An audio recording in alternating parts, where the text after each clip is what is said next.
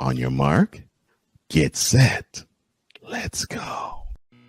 I can't do it. We'll do it live. Do it live! I'll write it and we'll do it live! Mister, will you please wake up, wake up, wake up, wake up, wake up?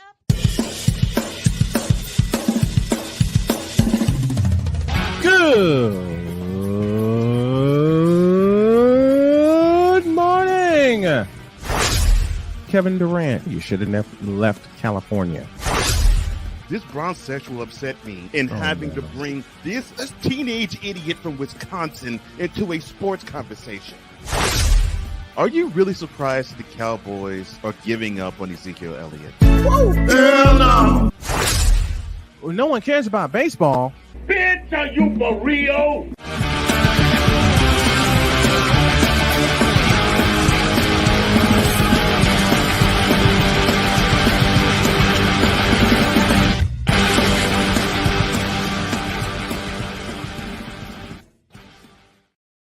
Go! Good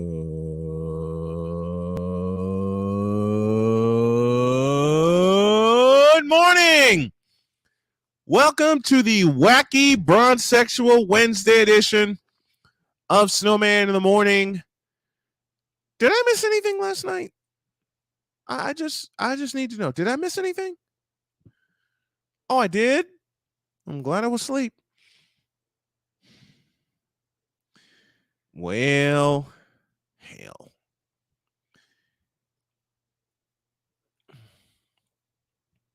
You know why I'm blank this morning? Because the one record I never thought would be broken is broken.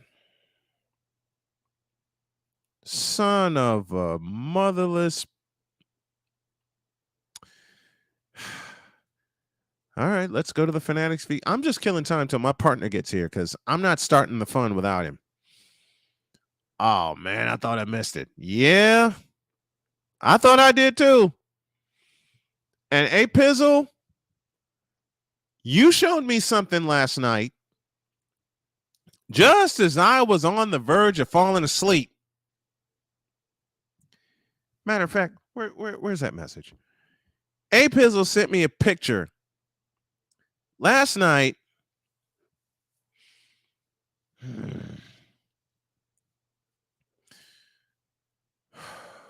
And the bronsexuals have started already. The bronsexuals have started already because Rod's in the private chat to me. MJ should have left those cigars alone and tuned into his health. He did, you ignorant fool. That's why he's a more superior athlete than LeBron is. It's going to be like that for the next 120 plus minutes. And I say plus because I have the very distinct feeling.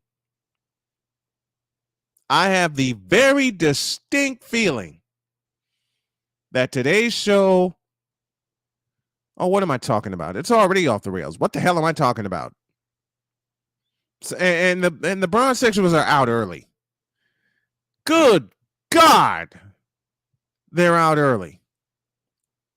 The game has gotten too soft. Thank you, Kobe Bean Bryant. And thank you, Ryan McCoffey and Wise and everybody out in the East Coast that taught me that word, soft.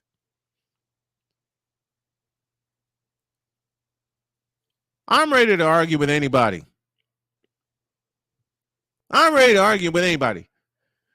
You know, Roger sent me a message, the greatest scorer of all time. He may be, but he's not the greatest player of all time. Matter of fact, Rod was the first one in this morning. Read this, y'all. Good morning. The Kang took... I can't even read that aloud. If I read that aloud, my brain will hurt.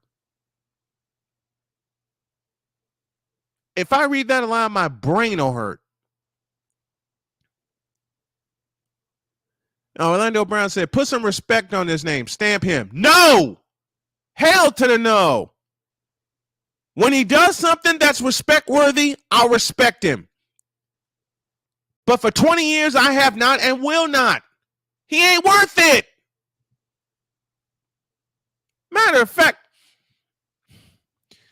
oh, Jesus. Yes, LeBron, it is you. Period. It is you. It is you, and it is because of you. It is because of you, LeBron Ramon James, that the teams you with took a lot of.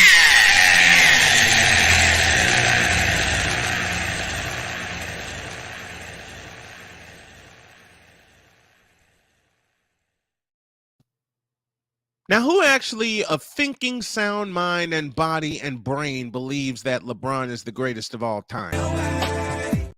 Great scorer, yes. Voluminous scorer, yes.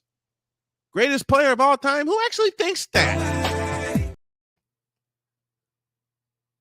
Hey, Rod West, you actually think LeBron's the greatest of all time? Why the you lying? Why you always lying? Oh my God, stop lying. And we're off to the races already. Hawk TV, he did something. He did do something, Snowman. He became Yo King in 2003. Wrong answer. My original king wore number 6, and that was Julius Erving. When I first got into basketball in 1980, then the real king wore number 23. He originated wearing he didn't originate wearing number 23 in the NBA because, Mike Bratz of the Spurs wore it, but he made 23 into a fashion statement and sold more jerseys than the King will ever sell, period. Hell, people are still buying them. Okay? Put some respect on his name. My ass. Matter of fact, you know what? I'm not waiting for. I know Cole's going to be here in just a moment. Look, bronsexuals, look at me. You can't handle the truth. And he sucks. Matter of fact, play this thing. Where's this thing at? Where's this thing? Let me before I press the button I'm dying to press. Tomorrow we'll begin our Super Bowl coverage. I have major announcements tomorrow as well. I got friends that are down in Phoenix, Arizona that will bring us some interviews, so stay tuned for that. That's one of my major announcements. I'll get the schedule out.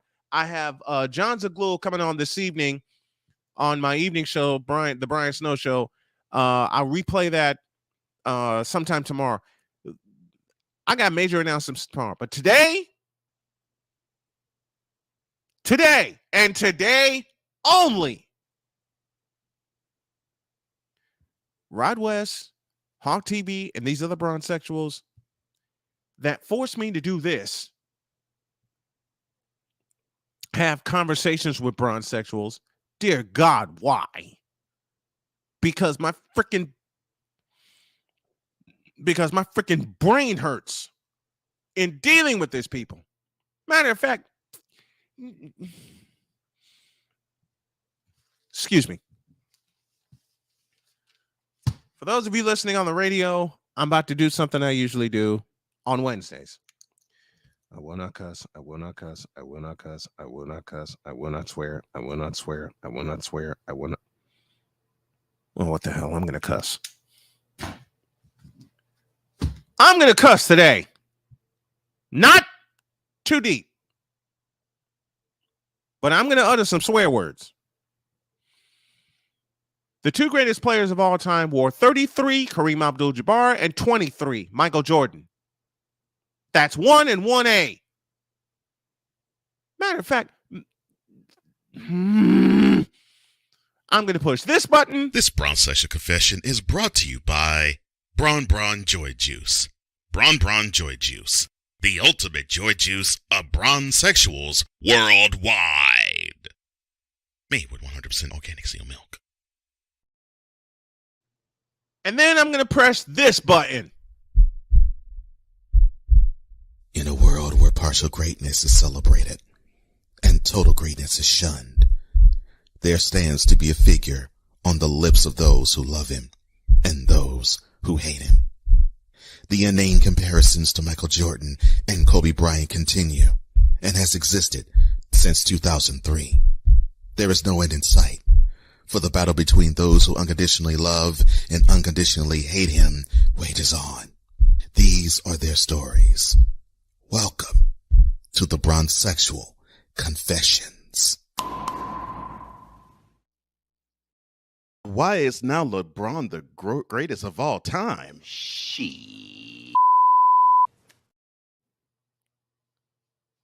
And with that, good morning, sir. Good morning. Lord have mercy. Okay, My brain hurts. Lord. My Okay. brain absolutely freaking hurts. Okay. All right. Let me back up just a bit. So Please do. the reason why I came on the way I did is about 5 minutes beforehand. A person who doesn't even follow the sport. Oh no! A person who doesn't even follow the sport. Not one of them. Yeah. Doesn't even follow the sport. Hit me with the following question. And I'm saying this verbatim. Please. Quote. So why is LeBron now the GOAT? Close quote. And that is why I came in this morning the way I did. Would you repeat that again, please? Quote. So why is now LeBron the greatest of all time? Close quote. My response is the following. Why the you lying? Why you always lying? Oh my gosh, stop lying. Always lying to me. You lying so much. You making it hard for me.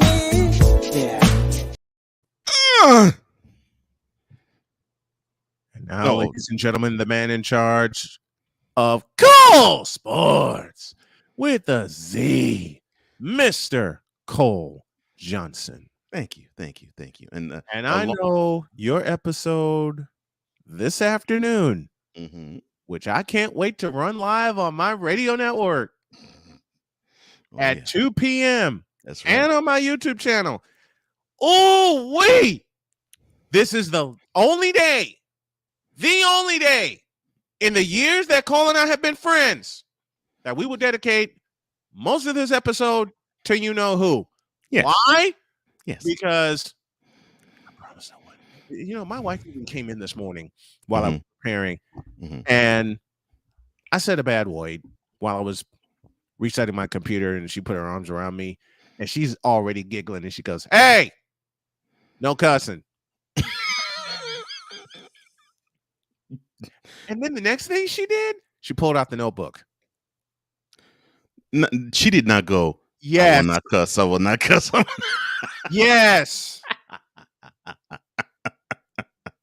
Matter of fact, she pulled out my notebook, went into the other office, grabbed another one, came back, and sat next to me doing the same thing.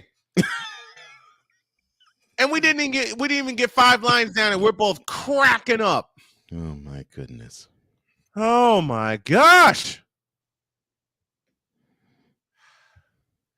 I'm sorry. Indulge me for a second. Hall TV. Orlando Brown.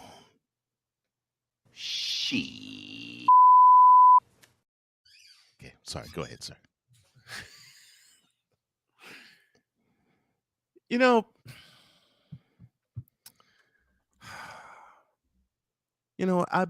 we better get this break in now because we do have sponsors on the way. Delbert Eugene Yates Jr., the guy who Lord, not again. Listen. He sent me a message that's told me to get a job. I'm doing one of them right now.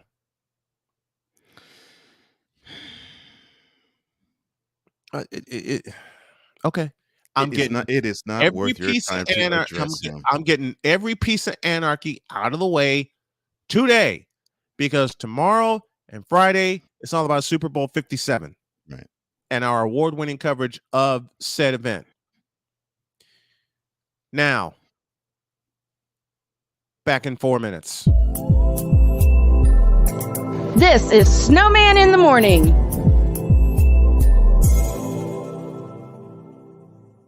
There's a 100% chance of a laugh thunderstorm. 4 men with different viewpoints take a movie, show, or documentary and review it uncensored, unfiltered, uncompromised, with no holds barred. Join BS3, Wilkes, King Doc, and H-Rap B as they take on Hollywood their own way. BS3 Network proudly presents The Forecast, where H-Rap B always predicts, if I owe you something, I ain't got it. And if you need it, get it from God.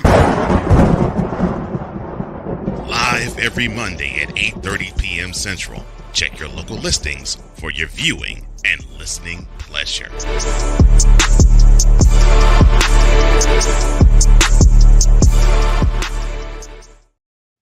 If y'all haven't had a chance to check out The Forecast, please do. Yes, Please do. that's much viewing. You must watch that. Viewing, indeed. You must watch that. Speaking of, okay. Where is it? All right. You ready? Okay. Let's go. This Braun Session Confession is brought to you by Braun Joy Juice. Braun Joy Juice, the ultimate joy juice of bronzesexuals worldwide. Made with 100% organic seal milk. All right, you bleeping seals. Take this. In a world where logic and sense flies. Hey, wrong button. And that's my fault. Wrong button.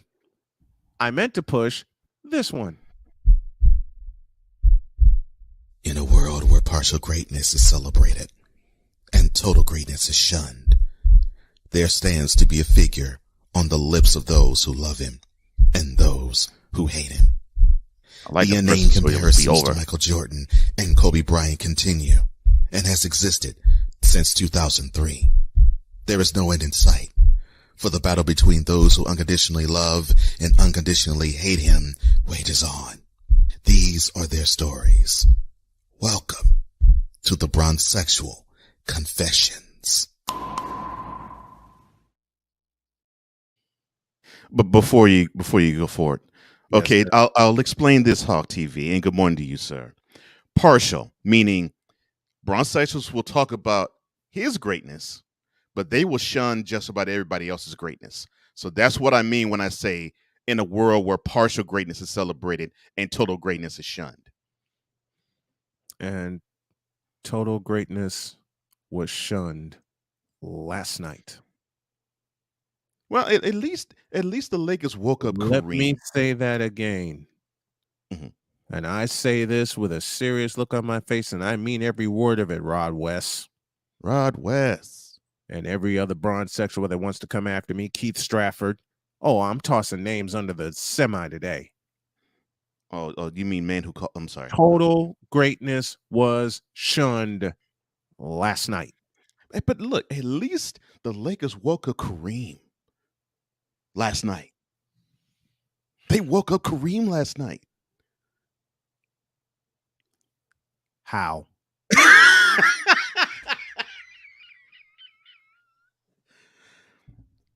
I was happy to see Kareem.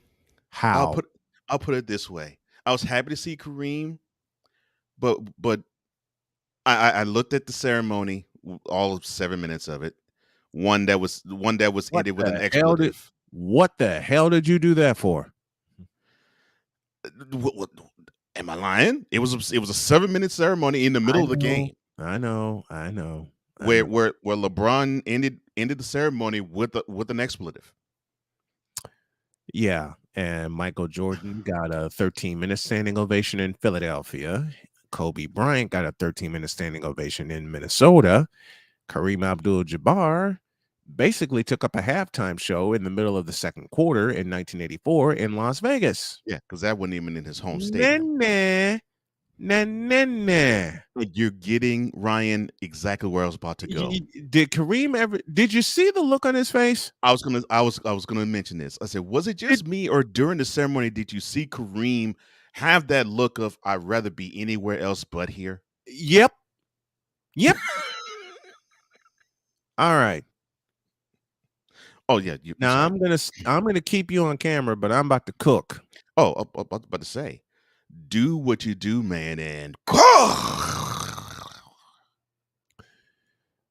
So LeBron James broke the record last night, and every bronzesexual I knew got a hard on when the bucket happened. they still have one. For the first time since 2013, I've seen LeBron James actually hit a standard jump shot from 16 feet. That fadeaway actually looked pretty good. It's. I mean, seriously, I'm not talking about the fact he made it.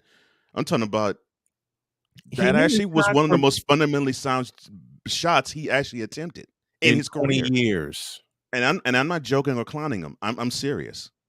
I'm not joking or clowning him either. I'm just okay.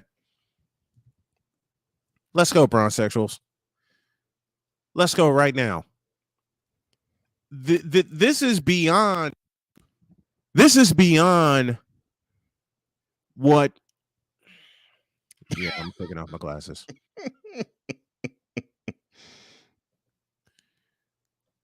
This is beyond last night. Beyond last night. Because this uncensored chat group, except for Cool McCain, Cole Johnson, and myself, Andrew Willingham, and a couple of others, Drew, ain't got a thinking brain in the blank thing. Oh Lord, are you upset? One of them actually said that he thought you were delusional. Quite a few of them said I was delusional, but Keith Stratford said to me, "Wait, back up, back up, good, perfect. Go ahead. Let me back up." Because they put a trope about Joe Montana in here. I'll attack that this afternoon. Oh, Lord. Okay. Now, yeah, that's ugh. I'm going to rewind back to Monday. Oh, okay. You're going to see him often in this show, sir. You know what? I have to put a pause on that. All right. I got to put a pause on all the confessions because I have a very special guest that's going to join us right now. He is a very talented author. He is a Patriots historian. And why am I veering left? Because I didn't bother to put this. I didn't bother to alert Cole of this. So I am at fault. But I'm going to welcome the man who authored the book Patriots Way, Bob Hildeberg. And he joins me right now. Good morning, Bob. Hey, Brian and Cole. How you doing? We're doing good, man. Bob. How are you?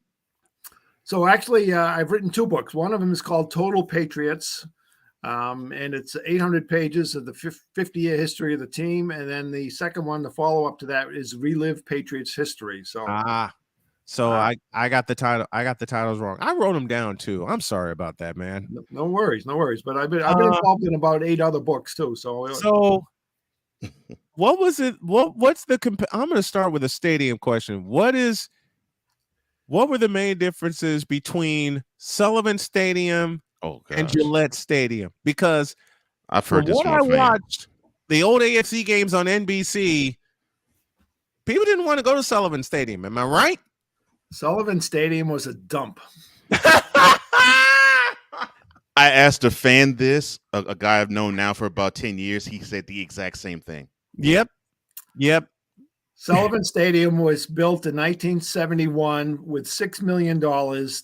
And one of the problems they had is they hired contractors that were union contractors and non-union contractors. Oh boy. Oh man. So, boy. All the way through the construction. Okay. so when they built the stadium, they built it in the lowest area of Foxborough, Massachusetts. Mm-hmm. And they built a water tower, and the water tower didn't have enough pressure to flush all the toilets because it was in the low area of town. Oh no. Oh wow. So what happens is the union guys find out that there was some non-union plumbers, so they sabotaged Oh boy, of the course. pipes Of even course. more. Makes sense. So the latrines that were usually 2 feet off the ground were 3 and 4 feet off the ground, and some of the guys that were 5'6" and 5'8", like Randy Vataha, he actually had to get on a milk crate to relieve himself. Oh my Good gosh. Lord. So when they had their first exhibition game in August of 1971, the pipes couldn't handle all the people flushing at halftime. So there was pipes breaking and overflow and floods in the locker rooms. No. And So- septic issues. Goodness. all gracious. that stuff. So they had to kind of change some of the games and come in and say, you get about a month to fix this, because they had 6 exhibition games back then. Right. Yes. So they said, all right, go on the road for a couple of weeks. We'll give you guys about a month to fix it. And they had an event called the Great Flush, where they made some adjustments. And a day before they're supposed to play the Atlanta Falcons are waiting in the airport to see if the Board of Health is actually going to allow them to fly in to play. Wow. They had about 100 people standing on all the urinals and the bathrooms to turn on the water all at the same time. So they had anyone that was associated with the town. They had politicians, they had media people, they had reporters, and they blew a whistle and everyone ran around and started flushing all the toilets all at the same time. And Wow. Saturday afternoon. So everything works. All right. They flushed it once, but when you have 30 or 40 or 50,000, and in that case, 60,000 Right. the next day, and of course, everyone waits till halftime to go to the bathroom. You got 60,000 people flushing over and over and over and over and over. Oh boy. It backed up again, and it took over a year to fix. Here's a question I've always wanted to ask someone who was a Patriot historian. Yeah. So I know the Patriots played their first decade in Boston, that's in Fenway. They played 5 years at Fenway. Yeah. 5 way, I'm sorry. So what made the Patriots actually decide to go outside of Boston to settle on the stadium? Well, they started as the Boston Patriots in 1960, and they didn't have a place to play. So they played 2 years at Boston University, and Boston University said, you're out of here. You're wrecking our field. You're not bringing enough money. You're out. So then they went to Boston College, and then they went to Fenway Park. And from 1963 to 68, they played at Fenway Park. And then Fenway Park, because the Red Sox were playing there, and actually in the 67 World Series, the Red Sox were in the World Series, so they had to change some games, and the Patriots actually had to play away, a home game away, because they couldn't play at Fenway. So they played an away game in San Diego and a home game in San Diego that year, because the Red Sox were playing baseball. You can't play here. So finally, the Red Sox said, you're wrecking our field. You're ripping it up. You're out. 1969, they go to Boston College. They didn't want him. They went to 1970, went to Harvard Stadium. They didn't want him. And then, of course, by then, with Joe Namath winning the Super Bowl and the AFL and the NFL merging, they said, you got to build a stadium and you got to have 60,000 people.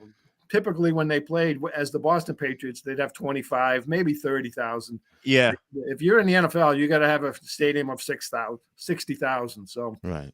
Boston didn't want them.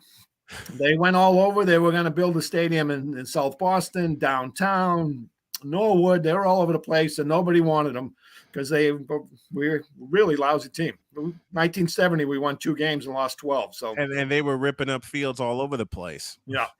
So eventually they found a place where it was a racetrack that had parking for 30,000 cars. So they built a place right next to a harness racetrack. where you would watch the horses run on the carts. So there was a reporter that said, hey, there's an area down here in Foxborough. It's halfway between Providence and Boston, 30 miles, plenty of parking. Maybe we can build the stadium. And they went and for $6 million, they built this cement stadium with aluminum seats. You didn't have a seat. You just had a number on a piece of aluminum, and you sat there. And they were there until, they beat the Raiders in that tuck roll game. Yeah. With Raiders going a touchdown in the snow. And then they eventually built Gillette Stadium for $350 million in 2001. Yeah. So talk to me about Total Patriots. What spawned that idea? So I was kind of a trivia guy, and I wanted to know the uniform number of every single player that ever played. I said, it's pretty cool. You go through who's the greatest, number 7, number 12. And when I get up to the 40s and 50s, I couldn't think of some players. So a friend of mine knew one of the reporters, and he said, how do we find out some history of the Patriots? And this is in 1994. So there was like 2 books ever written about the Patriots, and they were both how bad they were, not so much how good they were. So this is before Bledsoe, before Parcells, before Belichick. Before they changed the uniforms to the streamlined Patriot and everything. Right. That's when Parcells showed up. Right. So I said, well, I got a media guide, and there was a whole bunch of guys that had NA next to them. I called the Patriots. What is NA? Not available. We don't care. We're moving on. Jeez. All right. So these are guys from the 60s and 70s. Sarcastic much? Yeah, right. They didn't care. But I cared. And I have an accounting background. I like numbers. I want, completion. So I started networking and meeting reporters and meeting guys that used to work for the team and statisticians and guys that had stuff in their attic from the 60s and 70s and old-time players and Gino Cappelletti, et cetera. And over a period of time, we decided that we wanted to kind of look up every blocked field goal and every kickoff return for a touchdown and every onside kick recovery and all these obscure things. And over a period of years, eventually we got to the point where, why isn't Gino Cappelletti into the Pro Football Hall of Fame? So I looked up a lot of stuff. I spent a lot of time with him, his teammates, Nick Buonicarni, guys that were in the Hall of Fame. We talked to Hank Stram. We got on a national radio. And in the process of me getting notoriety to try to get Gino in, some of the reporters that knew all this stuff that I had, they said, when you're ready, there's some people out there that want to put that book together. And,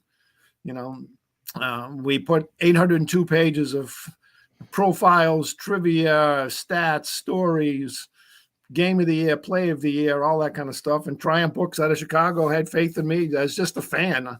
I'm just a guy that just likes to collect numbers. And I spent a lot of time looking all this stuff up in libraries and microfilm and going through that stuff. Wow. See, he does. See, this is me.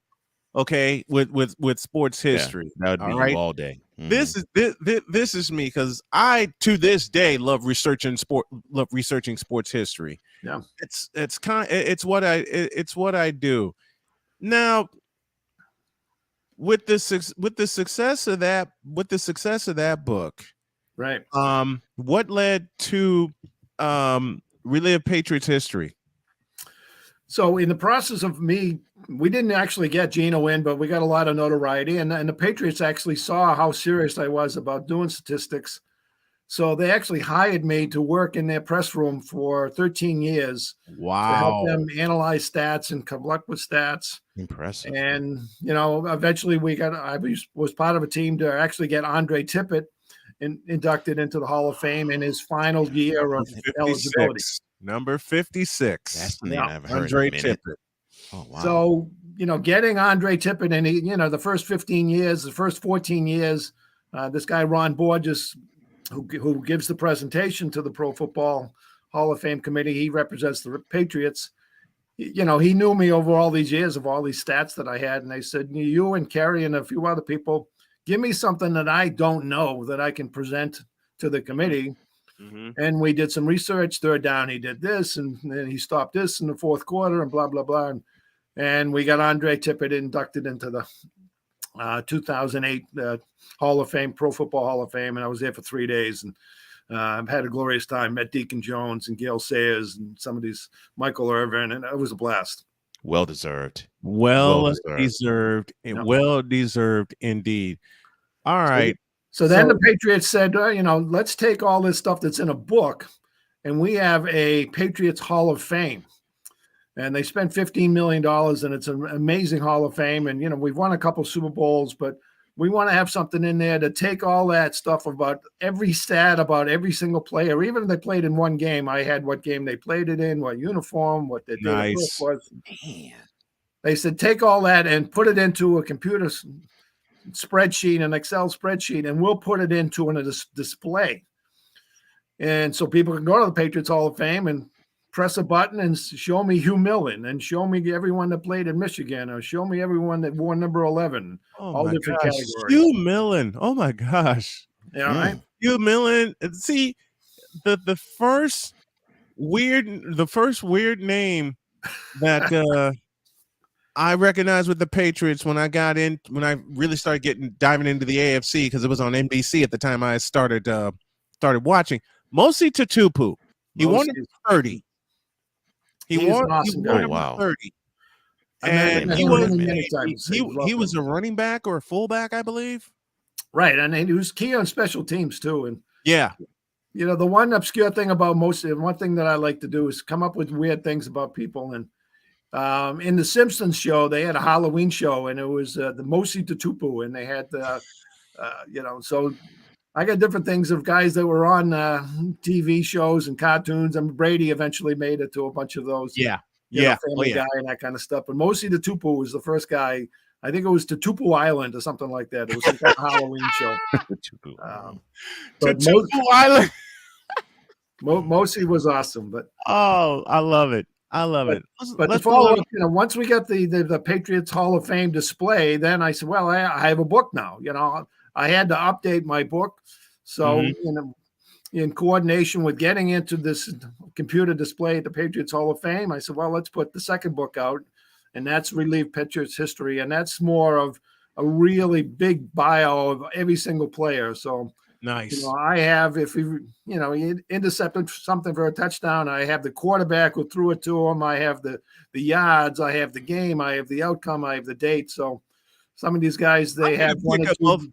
I'm going to pick up both of these books just to, ingest the pure history of that.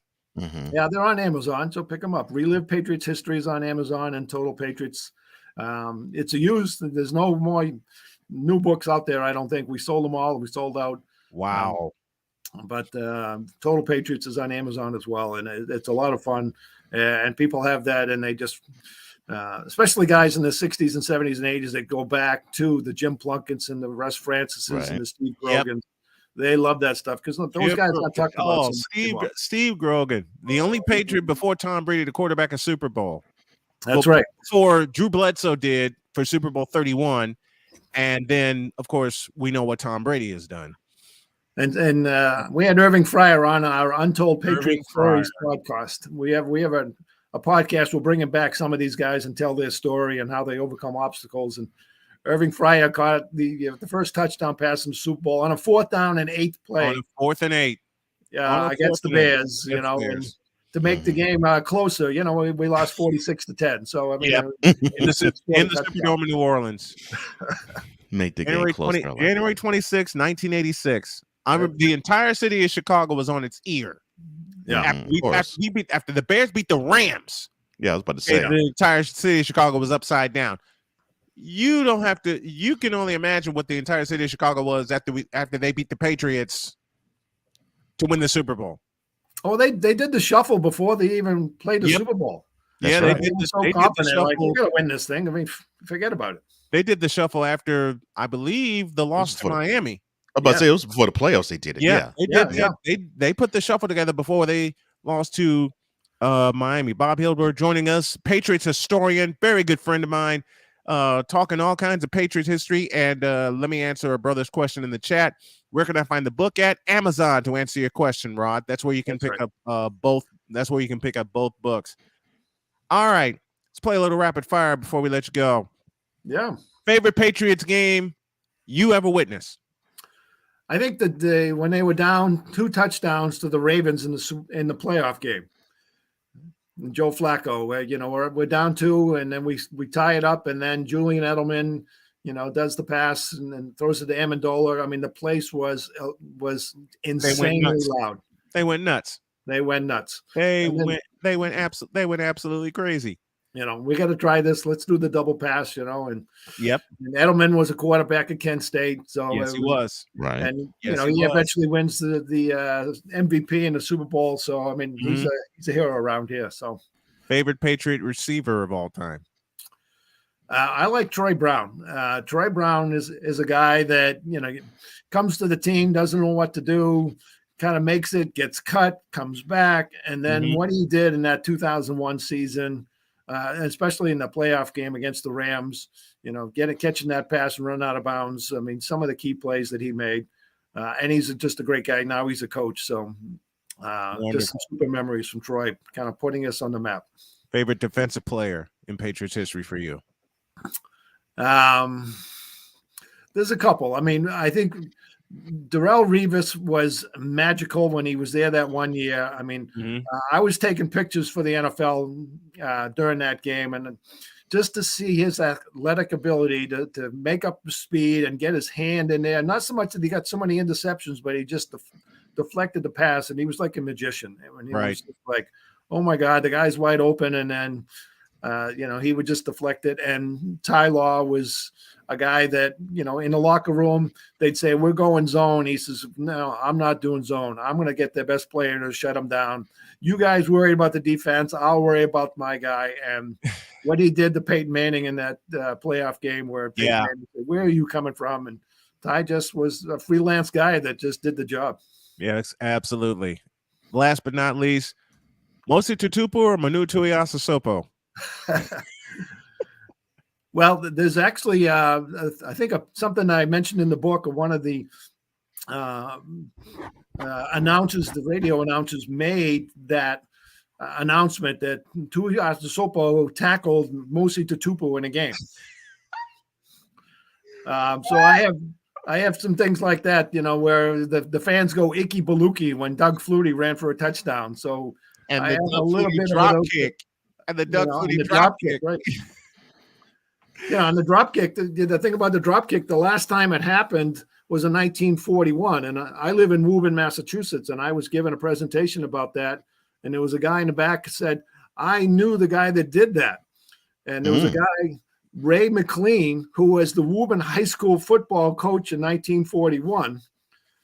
And he would take the train on Friday night to go to Chicago, play in the football game, and then take the train back and come back and coach the high school team. So nice. Doug Flutie's a guy from Massachusetts that does it, and the guy that did that in 1941, some 60 years earlier, was a guy from Massachusetts as well. So there's all about little things that I pull out.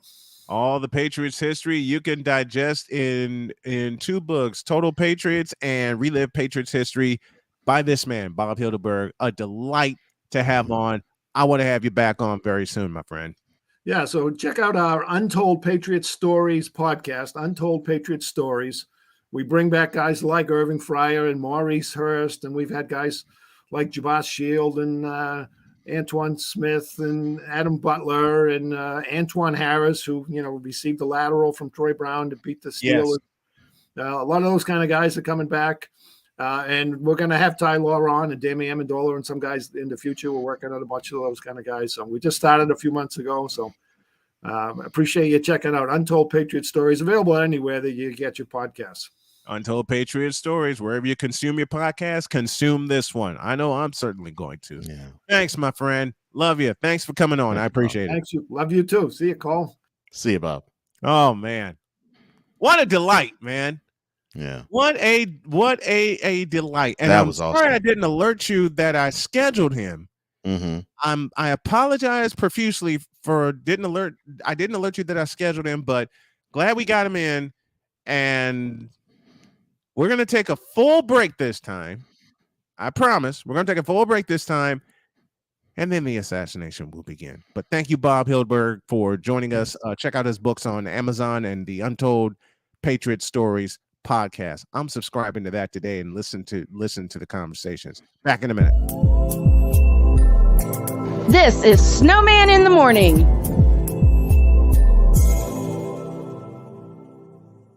There's a 100% chance of a laugh thunderstorm.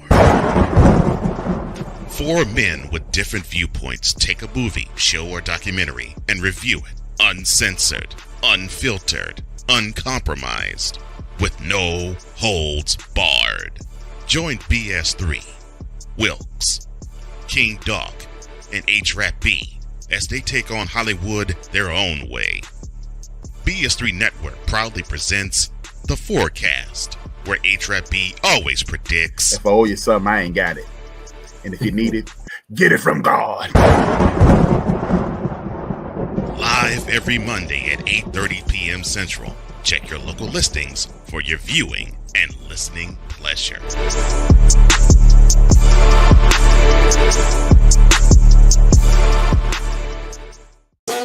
The original Think Drink is back. Level up with proven ingredients formulated to crush your competition. No gimmicks, no jitters, no messing around. Just high potency results that keep you moving day or night. There's a new nerd in town, and we came to play. Nerd Focus. Smarter than energy. Are you waking up in the morning with a sore jaw, headaches, maybe even ringing in your ears, all because you're grinding and clenching your teeth at night? That's exactly what was going on with me. That's when I found this, the Brux Night Guard. Now, the Brux Night Guard redirects the bite force away from the back teeth, reducing jaw pain while still protecting the teeth. This unique design is what makes Brux Night Guard different from all other traditional grind guards. Go to BruxNightGuard.com and order yours today. SeatGeek is the ticketing app for fans like the High Five Strangers guy. Game-winning interception. First down. Just a nice, solid tackle. If you're in arm's length, you will be swapping skin with this extrovert. You see, he knows SeatGeek got him a great deal on tickets, so he can focus on what he does best, smacking palms. SeatGeek handles the tickets to sports, concerts, and more, so fans can fan. Here's an important message from the Diabetes Solution Center. Do you like pricking your fingers to test your blood sugar levels? No one does, but it's important to maintain your health. And now, by wearing a small remote device called a continuous glucose monitor, or CGM, you don't need to prick your fingers anymore. It's easy to use and helps you make more accurate diabetes treatment decisions. If you are testing your blood sugar 3 or more times daily, injecting insulin, or using an insulin pump, call the Diabetes Solution Center right now. And if you have Medicare or most major insurance coverage, you may be able to get a new CGM at little to no out-of-pocket cost. Shipping is free, and we'll even bill your insurance company for you. If you are testing your blood sugar 3 or more times daily, injecting insulin, or using an insulin pump, call the Diabetes Solution Center right now to learn how to end the painful finger sticks and get your own continuous glucose monitor, or CGM, at little to no out-of-pocket cost. 'Cause we take this job so serious. The f*** is that? Sorry, pardon me. My apologies. What in the all types of blue hell? This is Snowman in the Morning with Cole Johnson. We have a new nickname, Double O Diggy. Really? Cue James Bond music. I love you for that, Victor. All right.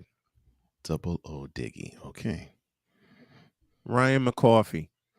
Goodness gracious. Speaking of which, support your content creators via Cash App. You see the names at the top of your screen. Use the $ Tallman Dr. K50 for me, and host Cole Johnson for my man Cole Johnson. And Cole Sports returns today, 2 p.m. Eastern Time, live. You can check it out on YouTube and check it out on the Snowman Multimedia Sports Network. Now, what I had planned to do. Any more guests? Besides, Playmaker's not a guest. Playmaker's a brother. No. Okay, good.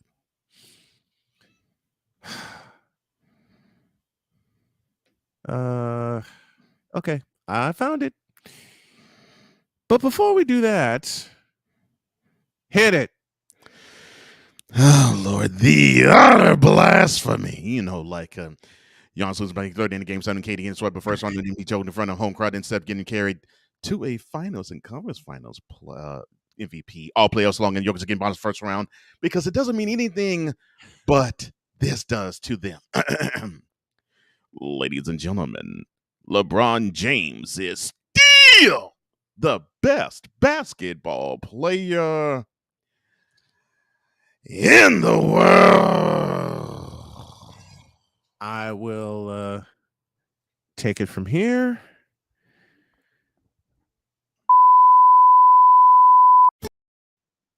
You're a stupid dumbass.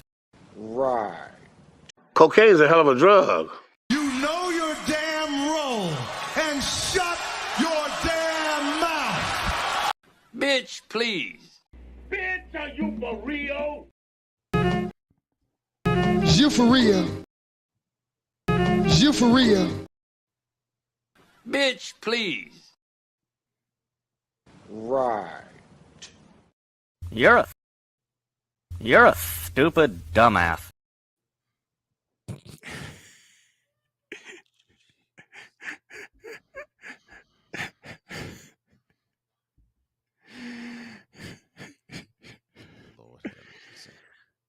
Now then, what I had planned to do earlier before Bob Hildberg showed up, and thank you, Bob, for coming on. Very much appreciated. I thought I was a historian about my 49ers. Dude knows his stuff about the Patriots. Yes, he does. And I love it. I do too. Hi, Winnie. She's back. Come here. This winning time is brought to you by Eartha Kid Kitty Kibble, the perfect meal for your feline friend. You want to say hi?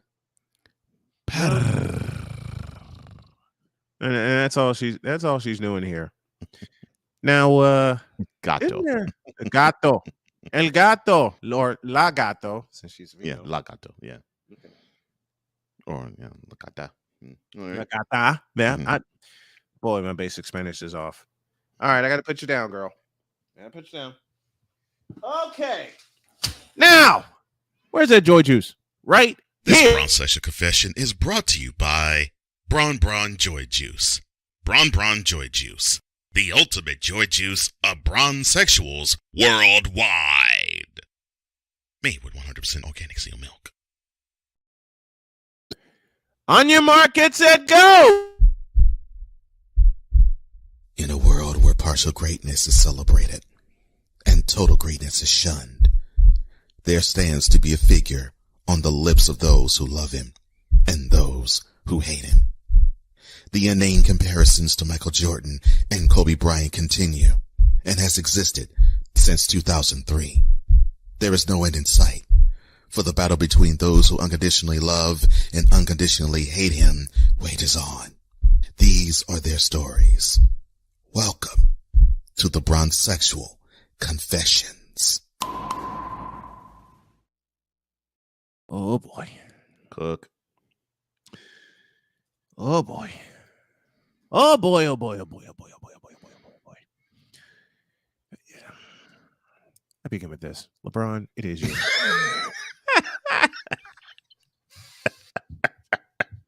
You're just gonna start with that.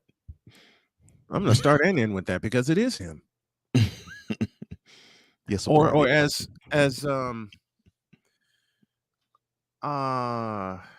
not Jeremy Irons, but I can't think of the villain's name from the first Die Hard. You idiot. Oh, Hans Gruber. Thank you. Mm-hmm. You idiot. It's not the police. It's him. You idiot. Rest in peace. Wonderful actor. Yes. Rest in peace indeed. You idiot. It's not the police. It's him. It's him. Thank you, Die Hard 1989, for that. Here we go. So I had several conversations with several bronsexuals. And I've seen a few of them. Yes, you have. And all they were talking about yesterday was how great it will be for LeBron to break the record. But there's a very important caveat I can put to that. Mm-hmm. Because while LeBron did indeed break the all-time scoring record with more shots taken, with more misses, and with more turnovers, and with more finals losses, and with more playoff losses. Oh, I'm sorry. The end result was that the Lakers took one big fat ass. Oops.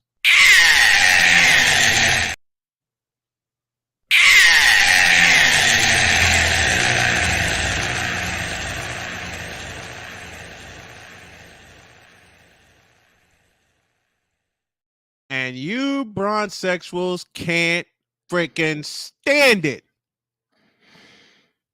133-130, and you allowed 76 points in the first half, considering LeBron turned the ball over 5 times in the first half, which led to a big ass.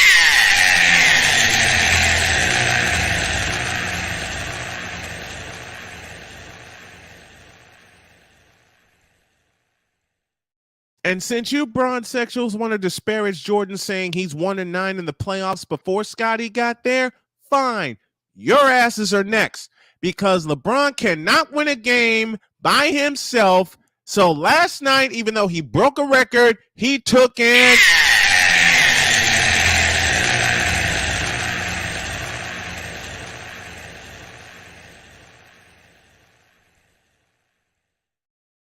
And on top of that, the Lakers, who many projected would bounce back and compete for the playoffs, which they're not. And by the way, 6.5 games out from the Pacific Division lead alone. Meanwhile, the world champion Warriors are only 2.5 games out of the division lead. And they see Sacramento 3 more times. Yeah, figure that out. Where was I? Oh, yeah. LeBron broke a record, but the Lakers took it.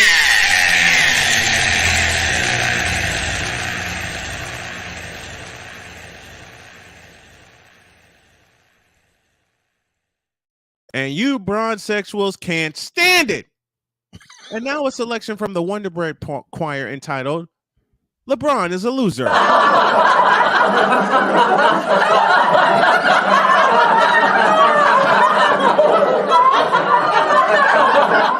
That was the extended version. Why? Because last night he took in.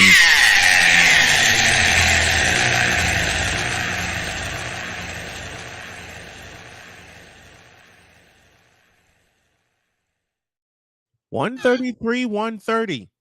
He took in.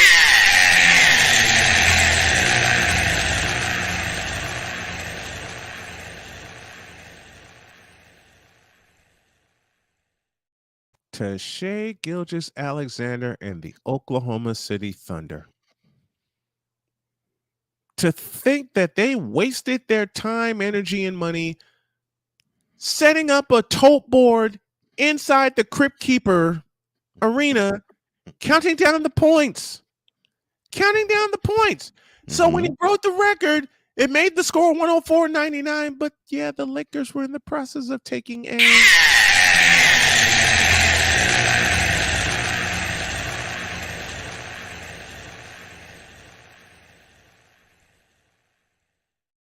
The Lakers suck. They will continue to suck until not only LeBron is gone, but AD is gone, Russell Westbrook is gone, and Jeannie Buss departs. Because Jeannie Buss made the critical mistake twice of cow-tying to LeBron James, knowing the drama, knowing the bullshit that he brings to a team. Ask the Miami Heat, ask the Cleveland Cavaliers, twice. And now you want to back up the Brinks truck and give him 2 more years? Man, please. I'd have told him hit the road, Jack, and don't you come back no more. And I know the response from the Bronsexuals. Oh, any team would want him. Y'all can have him. I don't care. I don't care. Because more often than not, LeBron's going to take a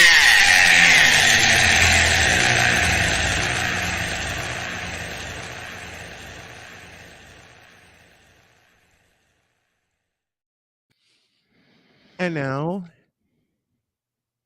hold on a minute. I got to find something. Where you at? Damn it. There it is. Now, this emotionally painful breakdown is brought to you by Skull Ache Antidepressant, the antidepressant of bronze sexuals for that emotional damage. Oh, Lord. Why? Why? Look, Mel sent that to me, okay? Mel Logic sent that to me, and I'm using it. Why? You stupid. I love you. Now, as I began this morning, before I even pushed the button, who actually thinks LeBron, who actually of sound mind, body, and thinking brain of basketball actually thinks LeBron James is the greatest of all time?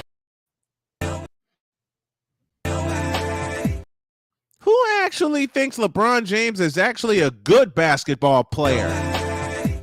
Who actually gives 2/5 of a half of a damn what record he breaks? Who actually gives 2/5 of a half of a damn of a flying fig about the career numbers he puts up?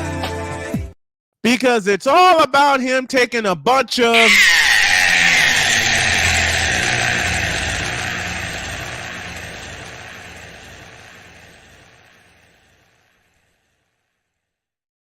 we are at this bronze sexual confession for a selection from the Wonder Bread Choir entitled Snowman is on one this morning.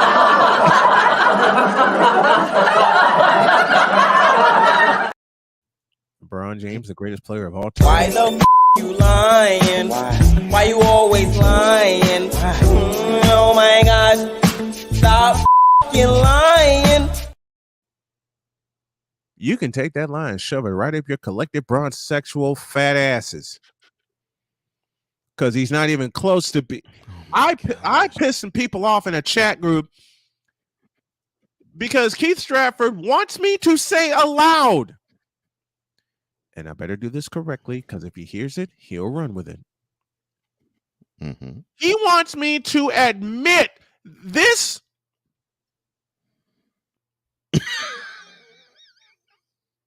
Take your time, bro. Take your time. Thank you. This fisheye fool of an idiot. Oh, need not go LaWanda Page on him. Look, LaWanda Page deserves her recognition for this fisheye fool of an idiot of an ass. Wants me to say quote that LeBron James is the number 2 player behind Michael Jordan of all time. Close quote. Why the you lying? Why you always lying? Oh my gosh, stop lying. Always lying to me. You lying so much. You making it hard for me. Yeah. And for later on, Keith Stratford, unequivocal trash. Unequivocal, oh no. Unequivocal trash. Unequivocal, undeniable trash. That's right, Keith. Your opinion about LeBron James is trash. Oh Lord, no. And on top of that, so are you. No, oh, Lord. You soul. Unequivocal. You know what? Let me put this in. Let me put this in another sentence. That'll piss it. Look, let me put this in another sentence that'll piss these bronze sexuals off. I know Hawk TV's gonna yell at me. I know Rod West is gonna yell at me. I know Keith Stratford's gonna yell at me, and I give 2 bits of a flying half of a damn. LeBron James is trash. LeBron James is pure, unadulterated, unequivocal trash as a basketball player. Period. Give me this camera. And I want you to cut the hell out of this. Give me this camera again. Okay. Give me this camera. Let me take this out too. LeBron James is pure, unadulterated, unequivocal, undeniable trash as a basketball player, period. Now, folks like Keith Stratford will say, you haven't stated one fact about LeBron that makes him trash. Oh, no. This should typify it. All in his feelings, because LeBron, yes, LeBron, it is you. Best player in the world? My fat ass. Best player in the world. He hasn't been the best player in the world since he walked into the NBA. And let me state another fact. Oh, I don't say facts? Keith Stratford, take this. The change in eras was supposed to go from Kobe to LeBron. Unfortunately for you bronze sexuals that love having his member in your mouth all the time and be slurping. Thank you, Cole, for that. No problem. There's a fellow by the name of Wardell Stephen Curry II who intercepted that idea. And the era went from Kobe to Stephen. LeBron not included in this package. Let me put it another way. Who actually thinks with a sound mind and body and brain for basketball that LeBron's actually made an impact in the NBA? He made an impact on that 4-letter network, and it's gone down the freaking tubes. And last night, LeBron took a tremendous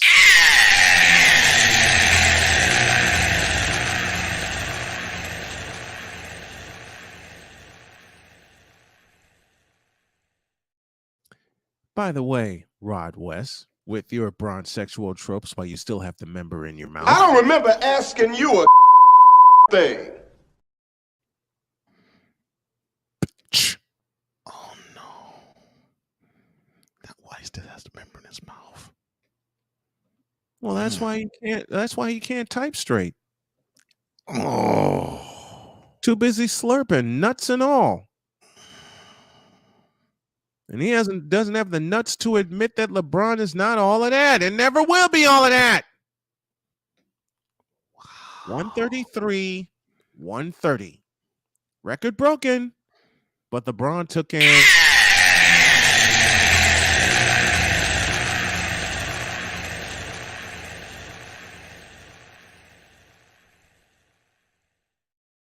$133, $130. LeBron and the Fakers, LaFraud and the Fakers took in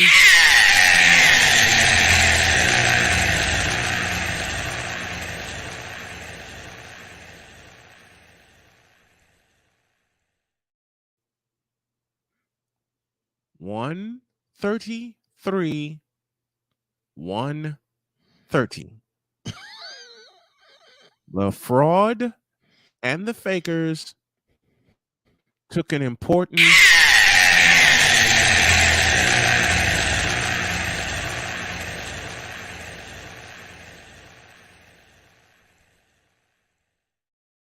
So for all you bronze sexuals that want to say, oh, he's the greatest now. Oh, you were finished.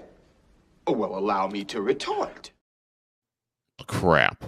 133, 130.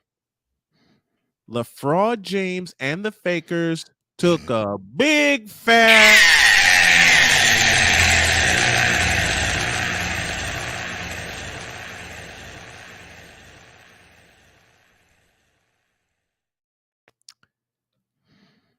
So bronze sexuals, just do us real basketball fans a huge favor, which I know you never will, but just do this.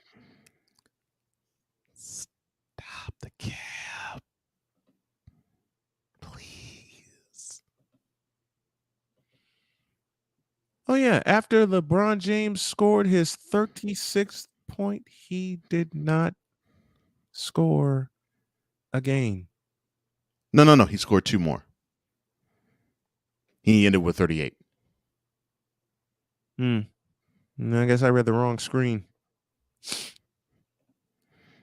Because it wasn't significant enough to make a difference. Yeah. That was the funny part about it. He amassed all those points to get the record, but then once he got it, it was like the game didn't matter. And he only scored a bucket the rest of the way because he set that record at the end of the third quarter. Kind of describes LeBron's 21-year career on ESPN and 20-year career in the NBA in a nutshell. Yay, LeBron, you have 38,990 career points.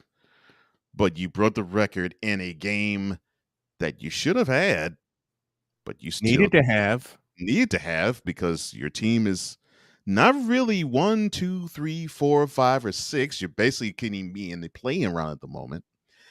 Oh, And they're you lost 5 games out of playing round. You lost to another team that's fighting for their playoff lives, but they look like they actually care about that. But you took a big time, massive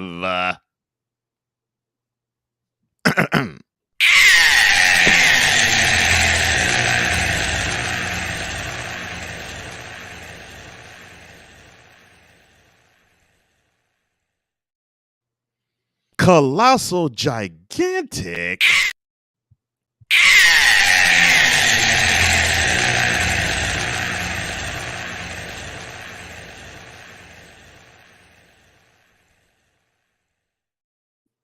stupendous and craptacular. Oops.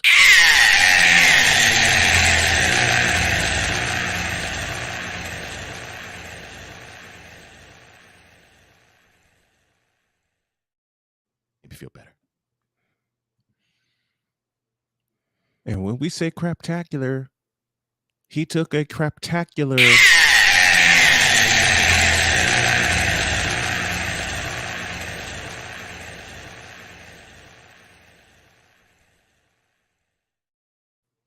in short, LeBron James is trash. He's always been trash. And he always will be trash as a basketball player because he hasn't had an impact on the NBA in 20 freaking years. Yes, LeBron, it is you. Period.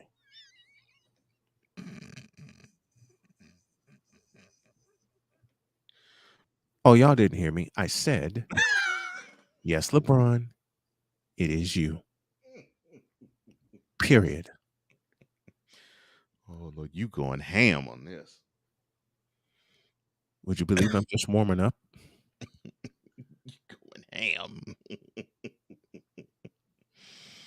Oh, do I believe you just warming up? Yeah, I do believe you just warming up. But you still going ham. I'm not even awake yet. Oh my God. Now get the hell out of my face, you thirsty bitches.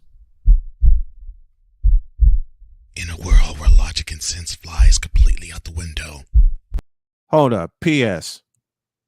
Yes, LeBron, it is you.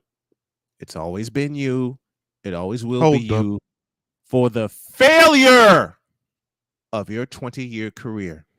Yes, I said it.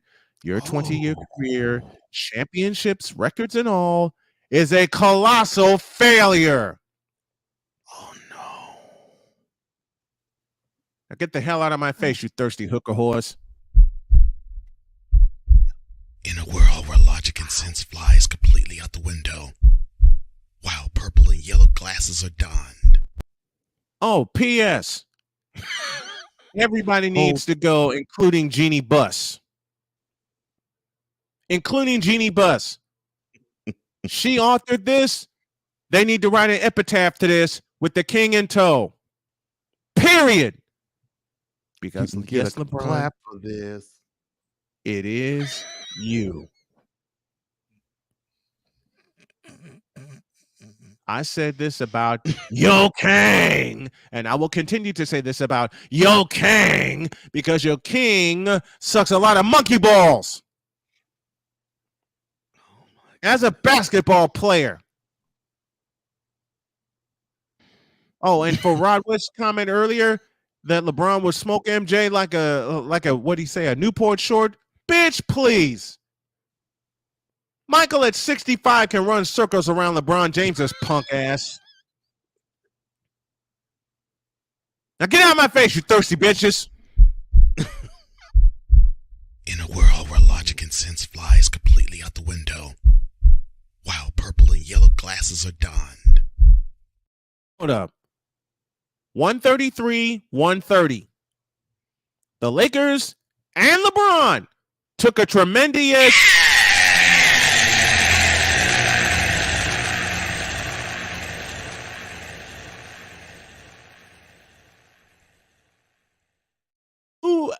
who actually thinks LeBron is the greatest player of all time? Because there are a couple of fellows by the name of Kareem Abdul-Jabbar and Michael Jordan who simultaneously hold that title because of their impact on the league with the two most indefensible shots ever. Now kiss my ass and get the hell out of my face. LeBron used to break the all-time record. In a world where logic and sense flies completely out the window, while purple and yellow glasses are donned, rises a figure who encourages ridiculous, undying loyalty. Undying loyalty? That's an understatement. I'm sorry. I pressed the button again. Yes, LeBron. Hold up. It is you. It is you. Hold up. Wait a minute. Let me put my foot in it. Oh, my goodness. Oh, Lord. Now, for the final time, and I promise, get the hell out of my face, you bitches. In a world where logic and sense flies completely out the window, while purple and yellow glasses are donned, rises a figure who encourages ridiculous, undying loyalty. Good Lord, I'm about to throw up. This has been yet another installment of The Bronsexual Confessions. I'll have more later.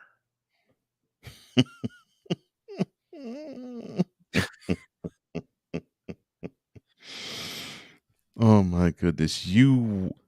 I thought we're going to have start flagging for false starts. Or in this case, false finishes. But you were wearing this one out. I thought you were going to wear the L out, but I didn't know you was going to wear this one out. That is hilarious, though. Yes, is LeBron. It not the truth? It is you. Give me this. Yes, LeBron. It is you. The way you say it, it's like you channeling. It's like you channeling your Mr. Rogers voice.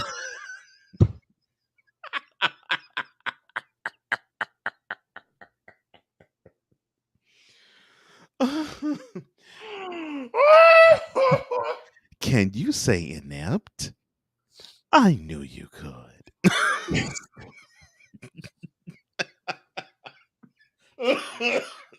Oh my goodness. Oh, emotional damage. That's what LeBron suffered last night. Now get the hell out. Oh, yeah, I started.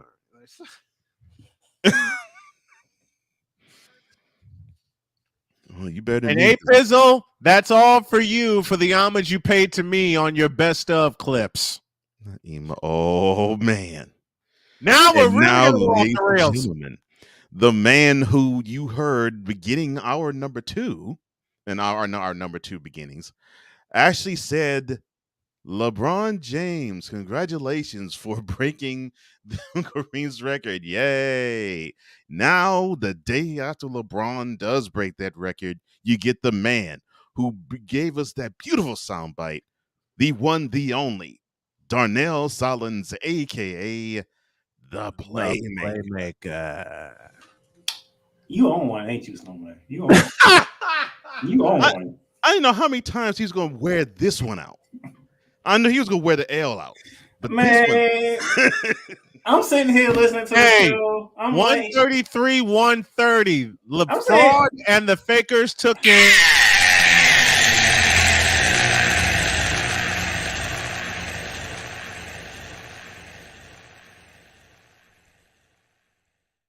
You know what happened?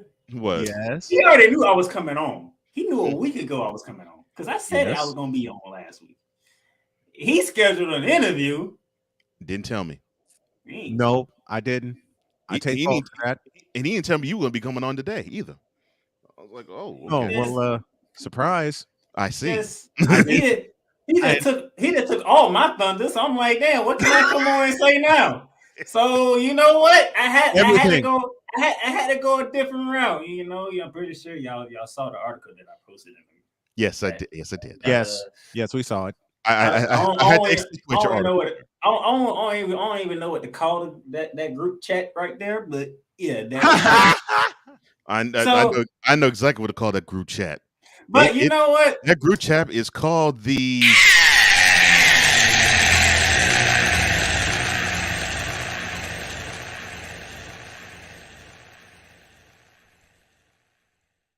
But one thing I do know about most people, they would have saw the first part of the title of that argument. They forgot the second part. So just to help everybody realize what the full title argument was, I have this for you. Uh-oh. Thunderstruck, nice. AC/DC in the house. We got AC/DC going this morning. Yeah, the Lakers were.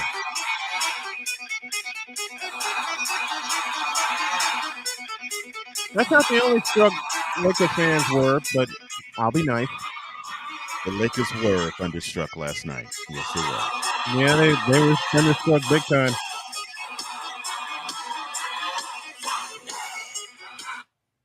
Just in case y'all forgot who they played last night. y'all too busy salivating and LeBron. I'm gonna say many Bron Sexuals have forgotten who they played last night and lost to. Oh, by the way, they forgot LeBron lost the game. By the way, the youngest team in the NBA. Yeah. The oldest team in the NBA got beat by the youngest team in the NBA. Mm-hmm. Yeah, figure that out. Mm-hmm. Let me say hi to my friend Michelle DeMuria, who is in Phoenix, Arizona, taking in Super Bowl week. She's going to have some interviews for us to help our coverage along. And tomorrow we'll dive knee deep into our Super Bowl 57 coverage. But today is the day, and we're getting this all out the way. Now, first credit to Cole Johnson. He said Super Bowl week was the week that LeBron would break the record. He called it. It fit. It was perfect. And it sickened me to say it because I knew it was going to happen. It sickened me to think it. And secondly, Cole and Brian did not like when I messaged them a certain picture, and I told them, yeah, he going for it that night. It's over. You did. Yeah, you said that. Up in black. Yeah, when he pulled up in all black, I said, "Yeah, be going for it." That's it. And that was your exact message last night. But the funny thing is, you were correct in the sense of he went just for that last night. Mm-hmm. He didn't go and for the I'm also correct in saying, because you remember, I wasn't here, but I was in the chat, and I said, "What if he breaks the record and something happens?" Oh, that he took. Yeah, something actually happened. You mean that something happening being an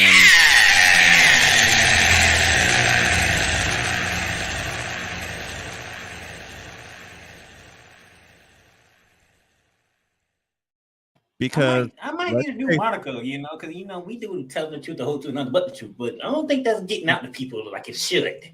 Because let's face it, yes, LeBron, it is you. It has always been you, and will forever be you. That it has always been you, and will always be you. but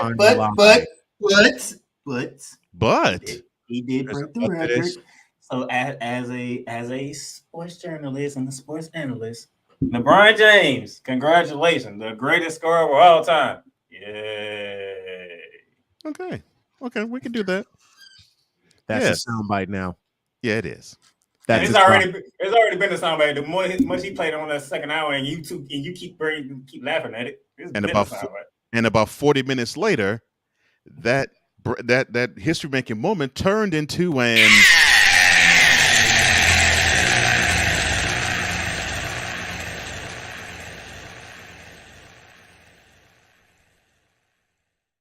I already got the podcast title for this episode. But now here's the funny thing, though. Okay. There's a funny thing. Wait. There's a where are you at? There's a funny thing besides him taking it.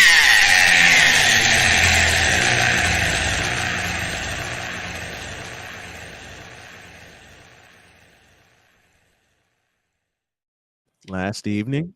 You know what the funny thing is? What is? Everybody was so wrapped up to see LeBron break the record. But anybody actually notice the Lakers really never had a chance in this game? Oh, they beginning second played like they didn't have a chance in it. They played like it. Number one, number two, second. What did I say at the top of the show? They surrendered 76 points in the first half. Now, if they surrendered, following me yesterday. Just you following me on social media yesterday because you pretty much saying everything I had posted and tweeted about yesterday. That's pretty much what you're saying. So Snowman was watching what I was putting out on social media. Yep, I sure was. Well, you weren't lying, man. I mean, if they surrendered 76 points to the Oklahoma City Thunder in the first half last night, imagine what's going to happen when they go to San Francisco on Saturday night against the champs. Whoa. You moving too fast, little man. You moving too fast. I don't care. No. Hit me out because who I consider the best player in the NBA right now is coming to LA right I'm about to say Thursday night. Thursday, okay.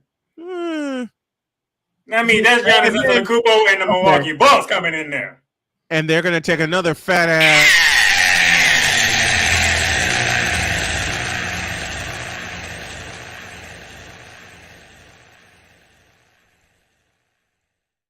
Matter of fact, this crucial stretch, Milwaukee's the other hottest team in the NBA right now. This crucial stretch before the All-Star break, the Lakers are taking a bunch of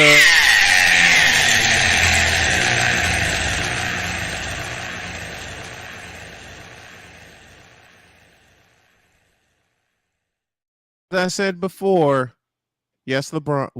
Hey, give me this. Get this. Bitch. Yes, LeBron, it is you. Oh, Lord have mercy. It's always been you. It will forever be you. Now, I want y'all to listen closely, Brian Sessions. I want you to listen closely because we're going to have a basketball discussion here, okay? Oh, Lord. And it's not about Michael Jordan and LeBron James. It's about what took place last night. Do you know? Then I better push this button. You know what? 3. Hey, playmaker. Oklahoma City Thunder. What's up? Before you go off the rip, I'm going to push a button. And that button is. This Braun Session Confession is brought to you by Braun Joy Juice. Braun Joy Juice. The ultimate joy juice of bronzesexuals worldwide. Made with 100% organic seal milk. And yes, LeBron, it is you. He is wearing that one out. I told you. I'm aware that's something. You know what? End of the season. I gave you a sneak peek all about to say, but I ain't fully say, so you don't know where I'm going. So, Cole Johnson, will you do me a favor? I need you to do the other blasphemies one more time. Oh, Lord. I'll push the button. Cole will narrate. Hit it. Yeah, well, what we saw last night was once again the utter blasphemy. You know, like Giannis was by the other game, Game 7, KD getting swept the first one, and they beating choking in front of home crowd and get carried to a conference finals MVP playoffs all night long. And Jokic getting bounced the first round because it doesn't mean anything, but this does. Ladies and gentlemen, LeBron James is still the best basketball player in the world. I'll take you from here. Sir, is an investigative fabrication.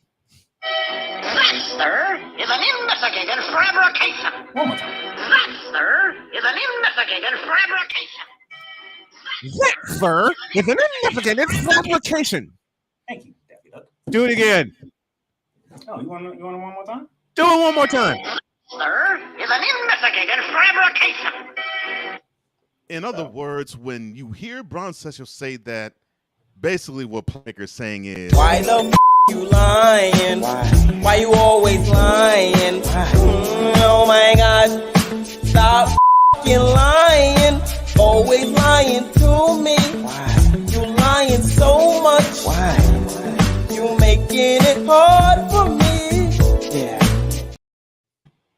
Now, I want y'all to notice something here, because as Mr. Snowman has adequately put it quite often, Lakers took an L.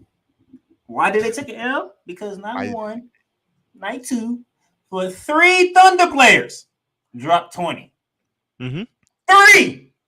Why did on the youngest player on the youngest team in the league? Shea Gilgeous-Alexander dropped 30. Shea Gilgeous-Alexander, who, by the way, is starting to become a superstar in this damn league. This man dropped 30. Go figure. He dropped 30 in a game that was all about LeBron James. Yep. Jalen Williams, a rookie. Love Jalen Williams. Love Jalen Williams. 25 points. Oh, Cole, you'll love this. And scoring those 25 points, he was 10 for 19 from the field. Oh, efficient. How I'll be doggone. Efficient.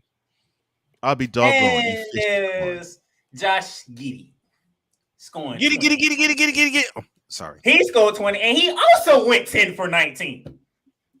Get. Sorry.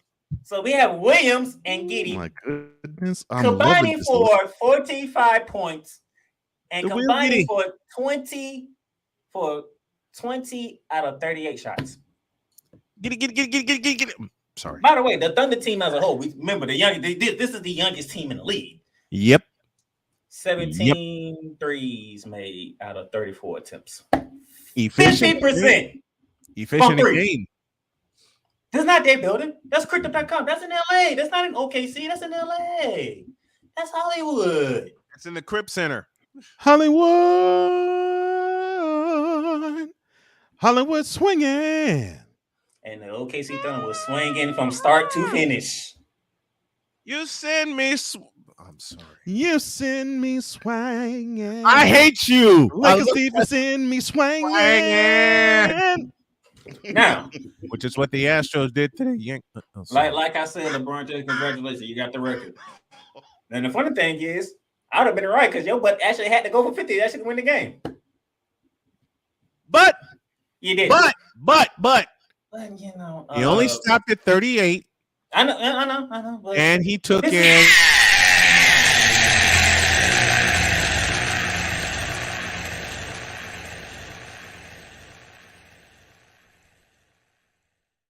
Now, this is where me and Mr. Cole Johnson here get to have some fun because LeBron James played 34 minutes, okay?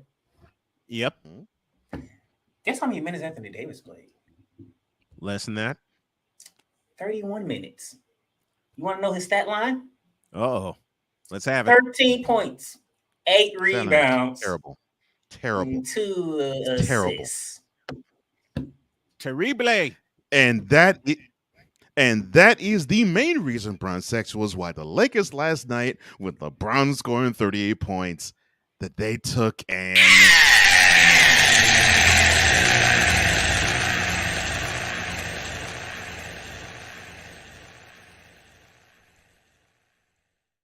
speaking to you, Bron Sexuals, there's a guy that y'all won't trade it by tomorrow. But do you really want to trade him at this point in time? Because this guy is named what's his name? Russell Wilson? No. Kurt Russell? No. Russell Westbrook. Brody. 27 points, 8 assists, 4 boards, and guess how he shot from the field? Inefficient. 10 out of 19. No, he was efficient. But surprised. yeah, Russell Westbrook is the reason why the game got as close as it did.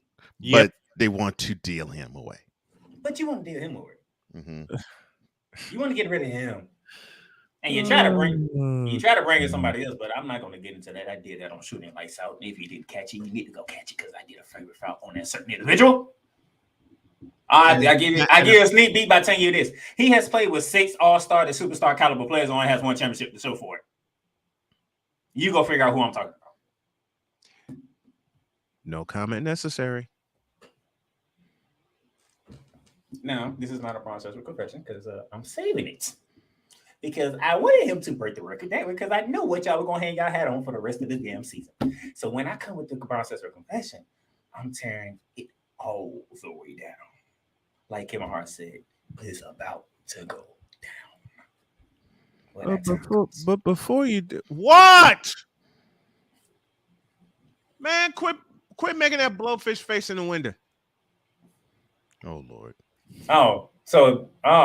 See, yeah. We got people in Snowman's household who's doing what LeBron says we do. Hold on a minute. What? Man, if you don't take that hat off, I'm not letting you in here. I don't care how many times you try to sneak in here. So now, like Laker Nation, I'm talking to the real Laker Nation, by the way. Yes, the actual real Laker Nation, because they are angry as hell right now. They should be. They are angry. Oh, man, LeBron, good job. You. This you know what the Laker Nation's looking at. They see a team that is let's see, 25-30. And you still have a game with the Milwaukee Bucks coming up. If that's the very next game.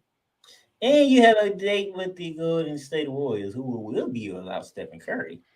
But what Klay Thompson did to Oklahoma City, the same team that beat the Lakers last night, 44 points. Excuse me. Let me say that again, Bronze Sexuals. Klay Thompson, minus the Splash Brother partner, the best damn shooting tandem ever, Rod West. 44 points. And now, see, Klay Thompson went off so hard against the Oklahoma City Thunder. Snowman still coughing. You're right. This musical selection of Cole Sports is brought to you by Swangin' Karaoke, the best microphones to sing in, and now available in the new Talk Box. Now I'm gonna need Bishop's help on this one because there's a question that needs to be answered. And no, not you, Rod West. Yes, sir. Go ahead. LeBron James has broken the record. But Bishop, does it matter at the end of the season if the Lakers don't make the playoffs? Hey! Hell no. To the no. Bishop, does it matter? To the LeBron James broke the record if the Lakers are not in postseason action?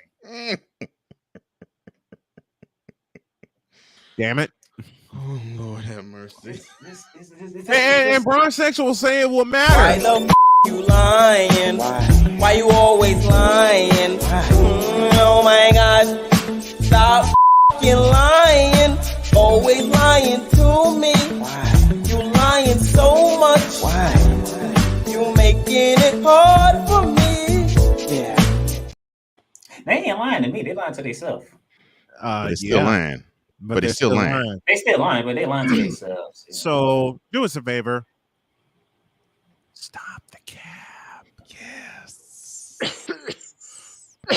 Please. I'm just trying to figure out. I'm trying to figure out how. Wait a minute. I got one for y'all. Lakers making the playoffs.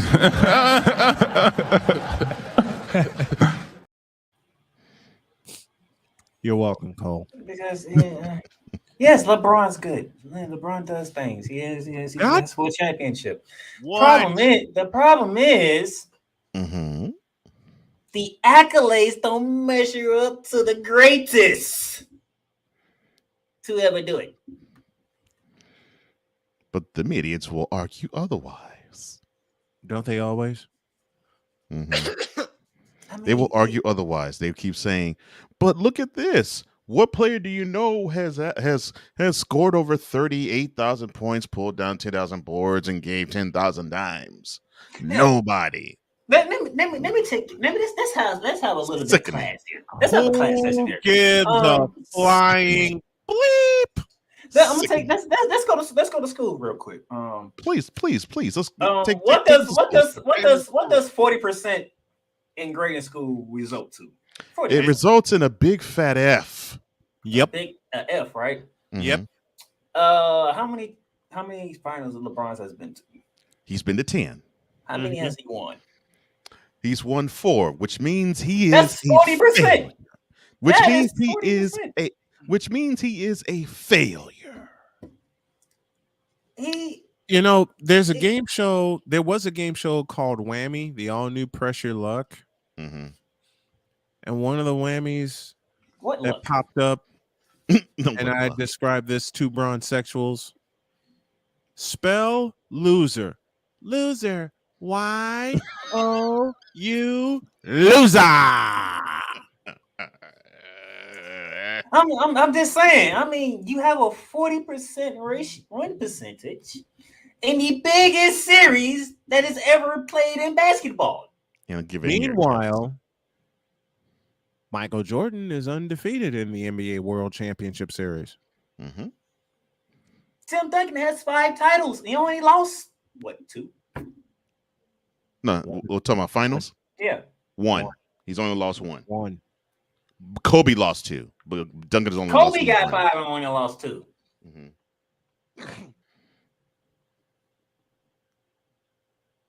When did we turn into the era of winning doesn't matter anymore? It's all about statistics. Because as I recall, excuse me, playmaker. That's why what playmaker. This is why whenever we hit Brown Section Confessions, you hear the following words at the beginning of it. In a world where partial greatness is celebrated and total greatness is shunned. That's all you need to know. I mean, Cole? I know we advancing in technology and improvement of life and all that, but sports is always going to be remembered for those who won, played at the best level, and to play at the best level, it equates to winning. And won at it. Yes, played at the best level and won at it. I give you an example, Matthew Stafford, because you know I'm a Rams fan. What was the story about Matthew Stafford when he got traded to the Rams? He couldn't win a playoff game. Period. How did people look at Matthew Stafford before he came to the Rams?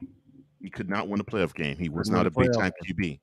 And what they had to deal with the whole entire season, his first season with LA. Could he actually win a playoff game? Could he actually win a game? Could he actually win a playoff game? Can he win when it matters? Can he win when it counts? Yeah. What did he do? He won 4 of them things. The fourth being a Super Bowl. Yep. Is anybody talking about it, Matthew Stafford now? Well, yeah, I am. Well, by the time he hoisted that Vince Lombardi trophy, everybody shut up about him. Yep, everybody. Not to be said. Yeah. Hold on. You know why? He was good in Detroit. No, he had the numbers. He was good in Detroit. Mm-hmm. The numbers backed up. What was the problem, though? No playoffs. No team. No, he went to playoffs. No playoff wins and no team.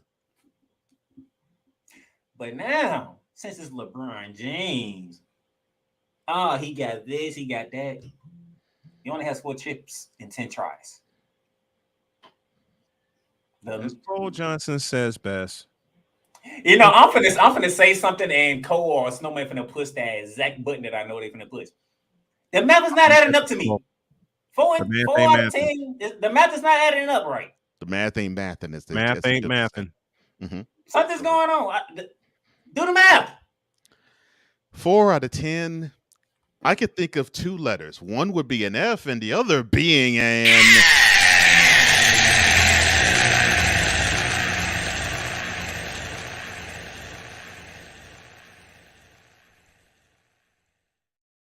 Okay, we interrupt this playmaker rant because a certain person is behind the curtain and won't leave me the f alone. Oh Lord. Fine, get in here. I'm sorry, folks. He is hell bent, and y'all know who the he I'm talking about. Oh Lord. Y'all know who the he I'm talking about. And he's finna come in here and prove my point, ain't he? Oh, And man. not even know it. I think he's gonna prove both our points Man, it's because time he for me to go won't to the leave me. bathroom. He won't leave me alone. Okay, it's time for me to go to the bathroom. Okay. All right, I'm a- playmaker. Brian, I'll be right back, man. All right.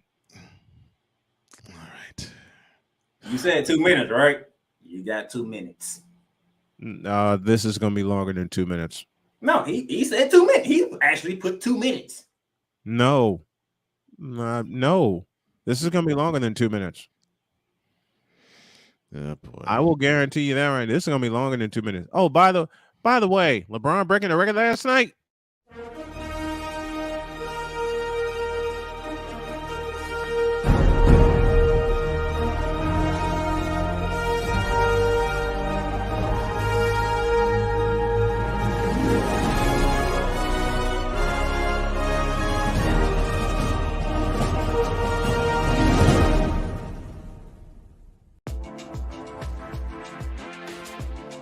LJPN is sponsored by HoFacts. Before she hoe, and you gotta know, tell her to show me the HoFacts.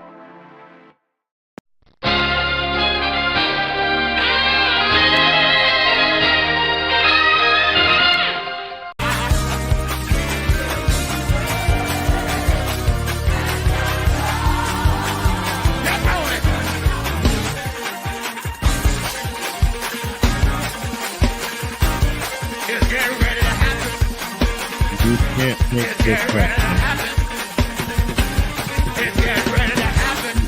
You can't make this up.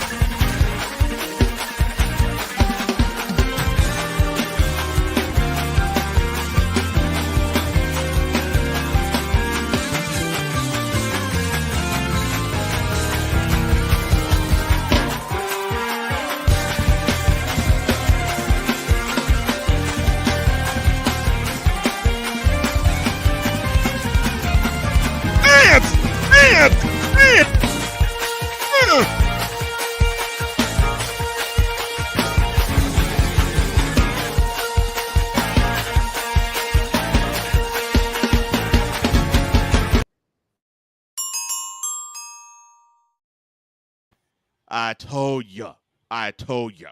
My king. Now Suck reign ass. supreme. Today all day, Janelle. No the rock. No Negro. No Chris Bates. No Playmaker. No Snowman. Oh yeah. None of it. Shut him down whenever you hear him breathe, let alone speak. Get the cues right. That's how I was In the all types of blue hell. Lord have mercy. Already. Moon him! All right, before you go, Ray, Moon him! Now get on your job now, son. Get on your job.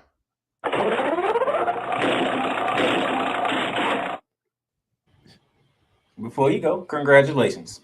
The king broke the record. Congratulations. Thank you, Playmaker. Now I have addressed somebody in order. Oh God. Vicola. For Hey, you calling me hey. son. Vicola. Quiet. That's Victor Locke to you, fool. Vicola for calling your true law Imperatrice. You are trash. Or Infinity Trace. Oh yeah. Infinity Trace. Hey Ray, take one of these. Tiger uppercut. Moon him. Victor Law. Infinity Trace. Now Ray, Infinity it's time to Trash. go Tiger to the uppercut. It's time to now celebrate. I'm glad you got off the knob of your hole and you got on key. Perfect, Look son. who's talking about Keep being going. on a knob. Keep- Look who's oh, talking th- about being on a knob. Thank you for that reminder. No teeth. Oh, you can. Sonic boom. What in the all types of blue hell? Ray, Tiger. Boot him. Ray, you're live. Boot him. Give me a championship blow. Oh, My bad. now let's go to the brrrr. And now still needed to surpass Climb Drizzler. We got some stat to take. Climb Drizzler, 29 more still, and my king will surpass Climb Drizzler. But that's not all. Steals. That's not all. That's not all. Now I know it says still, but I mean assist. Assist needed to surpass the Pernt Guard. Assist needs to pace the Pernt Guard 930. He ain't getting that. I'm happy He ain't though. getting that. My Nope. king is number 4 all time in all NBA assists. Oh, jeez. He ain't But- catching his best friend though. No, he ain't. But still, he how it is. He how it go. Brown surpassed Magic Jensen. Then Brown surpassed Mark Jackson. Oh, Lord. Then And Brown surpassed Steve Nash. and All of that is wonderful. All that is wonderful. He surpassed it again. He surpassed Magic Jensen. He surpassed Mark Jackson. He surpassed Steve Nash. That is brilliant. that's Steve wonderful. Nash. That's beautiful, wonderful. Oh, Victor Law, you infinity trash. Ray, Don't Ray, forget. How are you? Ray, can we Don't get forget. to Victor can Law, we get- infinity trash. can we get to why we're here because he broke the record that you Boot him. Victor Law, I told you, son. Forevermore, you infinity trash. Don't let your mama even say you ain't. Nah, that's all I'll I'm saying. say he's not. Moot him.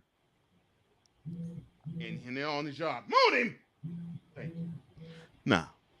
Moot him. Now all of that great, but you know what? The beauty of it is, no, I ain't gonna do that yet. I ain't gonna go there yet. Oh, will you hurry up? You all came to see the trash lineup. That's right. Moot him. Laurie Bird, trash. Trace is 1956. Bill Russell, trash. What? In the gray trash. In the gray trash. Shaquille O'Neal called a Big Mama trash. Oh, Big Mama is trash. Hockey or labor room trash.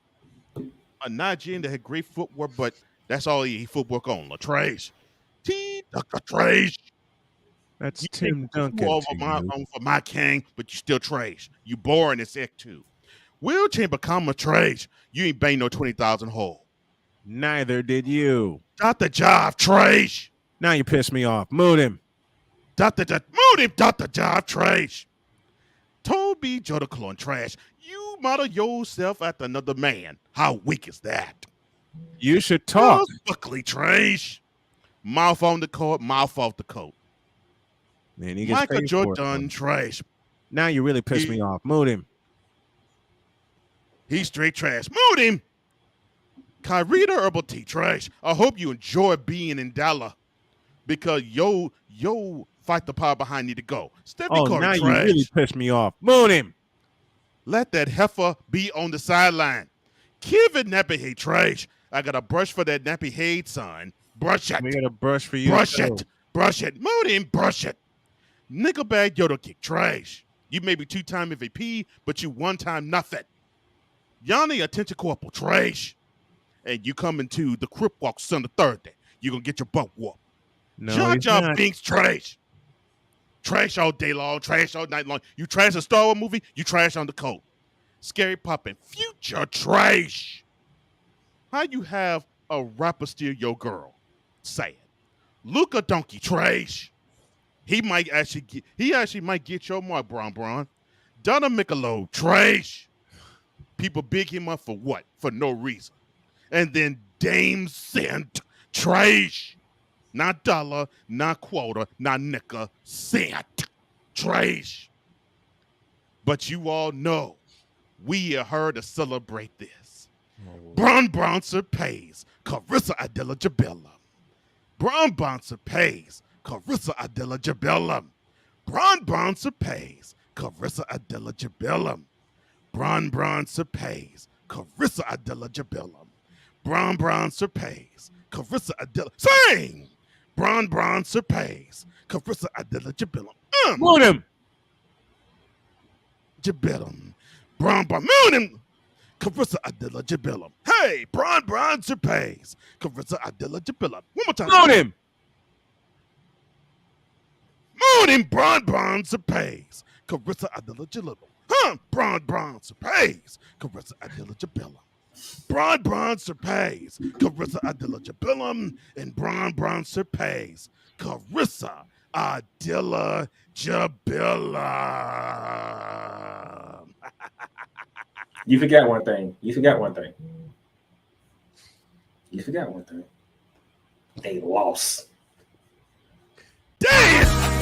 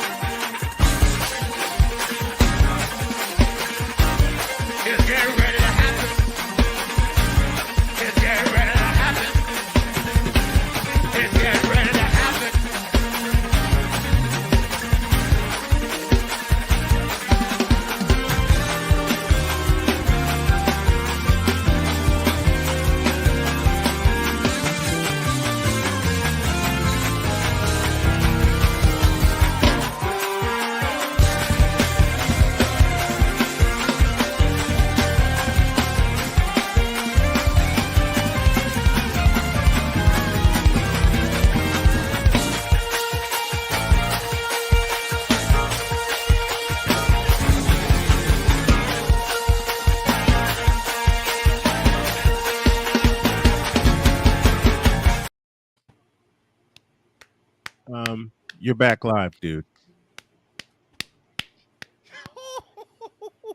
Oh man. Get it all out. Last night exciting. Morning wasn't last night exciting. It was absolutely exhilarating. We saw greatness. We saw greatness last night. Morning, we saw greatness last night. No, you didn't. No, you didn't. Greatness last night. You saw a moment. Bron Bronson pays Carissa Adela Jabilla. You saw a Remember moment. that. You ain't saw greatness. You saw a moment. We saw greatness. You saw a moment. You saw a moment. Remember two things before the celebration continue, because we're gonna celebrate all week long, all month long, all year long, and it's not lost on me that my king broke the record on Black History Month.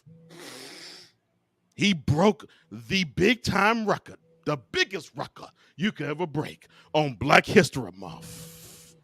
So Is that the biggest record? So Martin Luther King, we salute you.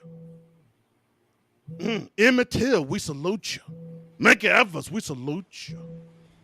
Louis Farrakhan, we salute you. Malcolm X, we salute you. That's right. Louis Gossett Jr., we salute you. Sidney Poitier, we salute you. Harry Belafonte, we salute all the black greats. Marcus Garvey, we salute all of you, because along with you will join my king. And how come you didn't say Barack Obama? My king. Hey, we get the cigarette smoker from Hawaii. All right. Barack Obama, the cigarette smoker from Hawaii, y'all. Yeah, all of that. My king, Brooker Rucker, on Black History Month. So remember two things before we continue to celebrate. Brown Surpays, Carissa de la Jabilum, and Vicola. Infinity Trash. So I realized that I think, even though it's not advertised, right, there has to be a place for stupid people. We don't know because we're not stupid, so we don't know anything about it. It's like a secret club society. Oh my gosh. So I come to the conclusion that he graduated from SU, stupid university. Yeah, all the stupid ass letters that go along with graduating high honors of being stupid. I can't do no more, man. Vámonos, dominos, vámonos. Stupid university, where everyone graduates magna cum stupid.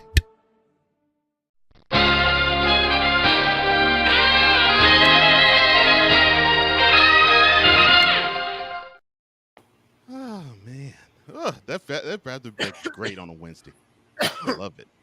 I love these bathroom breaks. How was the last 15 minutes, Playmaker, Brian? Chat. Have a great day. God bless. Remember to make the next move your best move. And always remember, if your dreams don't scare you, they're simply not big enough. I have to go recover now. You ain't the only one. And by the way, Cole, I hate you. What'd I do? You did a couple of things. First of all, me and you have a duel at 2:00 all of a sudden. Oh, really? Oh, yeah. sorry Doing to the hear that. special shooting lights out episode at 2. I cannot wait to see Cole Sports and Shooting Lights Out. Megan Price will join the Playmaker today. We are out of here.